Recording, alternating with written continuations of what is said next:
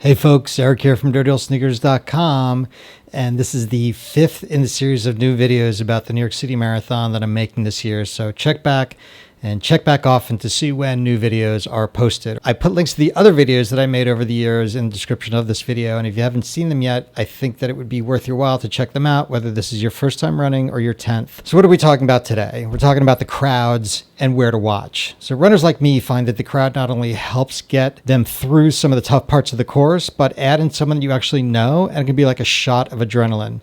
So a few things before we start.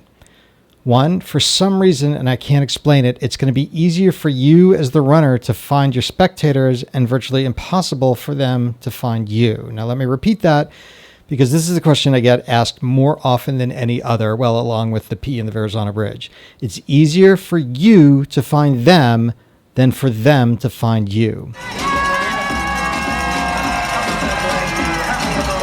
Now, while the tracking apps from Garmin or Apple or even the NYRR have gotten better, I wouldn't rely solely on them because they rely on the signal from your watch or your phone, and there are some dead zones on the course, so they're not always going to be accurate. It's a great way to get a general feel for when a runner is going to be at a certain place, but it's far from perfect. Also, I always tell my friends and family to hang out in places that are less crowded to give us each a better chance to find each other during the race. But there's a lot to be said for jamming your way into one of the crowded areas, like here on 4th Avenue near downtown Brooklyn.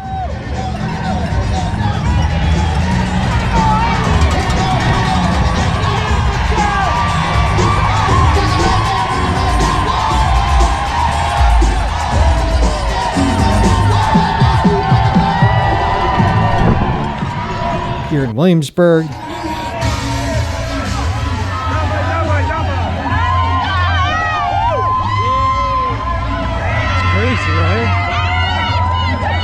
Or on 1st Avenue between 59th and 90th. The energy is palpable to runners, and I can only imagine what it's like for spectators. So my recommendations are based on the fact that these areas I'm talking about have been less crowded in years past, and they are easily accessible via the subway.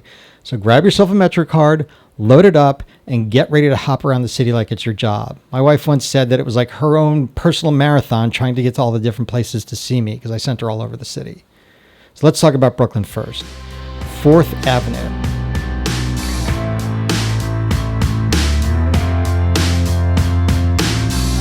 This is the longest straightaway on the course, and all of the colors converge just before Bay Ridge Avenue. They all have different starts. I'll put part of a New York City subway map on the screen here, and I've added red hours to indicate where and on which side of the street it's less congested, and your family and friends will have a better chance of seeing you. And once you get past downtown Brooklyn and into Williamsburg and Bed-Stuy, it can be crazy crowded, like you can see here.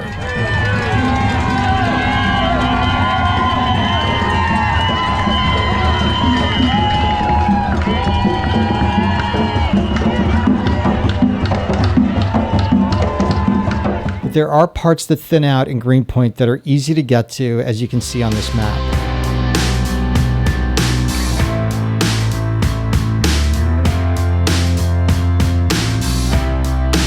Here's double digits.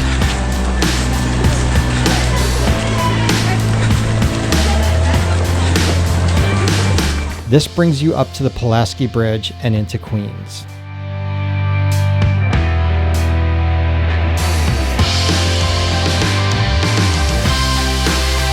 Sadly, the only place that I can recommend is Queens is just after the halfway point is in Long Island City. We went through some random streets in Queens, and I don't know it well enough to recommend anything, but I can tell you that the base of the 59th Street Bridge used to be a good place to spectate. It's gotten really crowded in recent years. This is what it was like in 2014.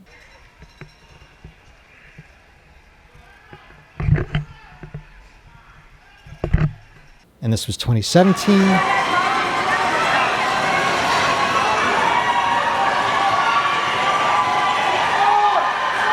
See? I mean, who knows what 2021 is going to hold, so maybe check it out. Weather doesn't seem to discourage people from coming out, which is great for runners, maybe not so great for spectators. Hey, real quick, if you're interested in any of my shirts, I did put a link to my Threadless store in the description of this video.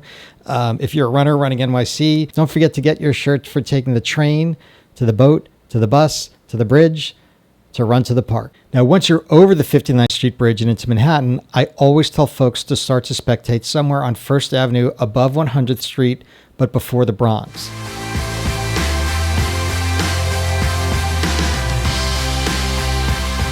They can then easily walk over to see you on your way down Fifth Avenue, and it's just a 15 to 20 minute walk for them to get somewhere between 110th and 100th Street.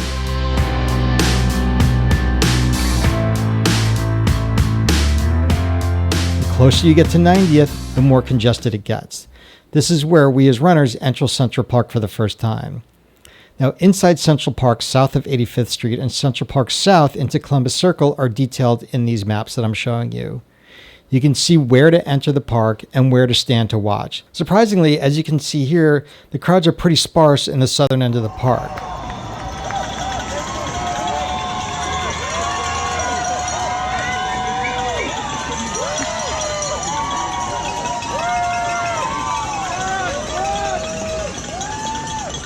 But it's close enough to the end where runners really need that push. So if you can get there, that would be great.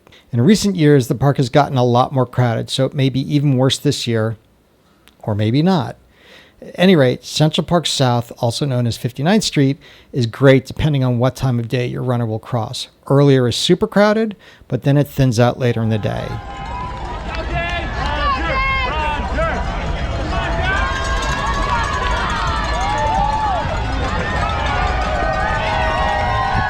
And if you have grandstand tickets, my strongest advice for you is to get there early.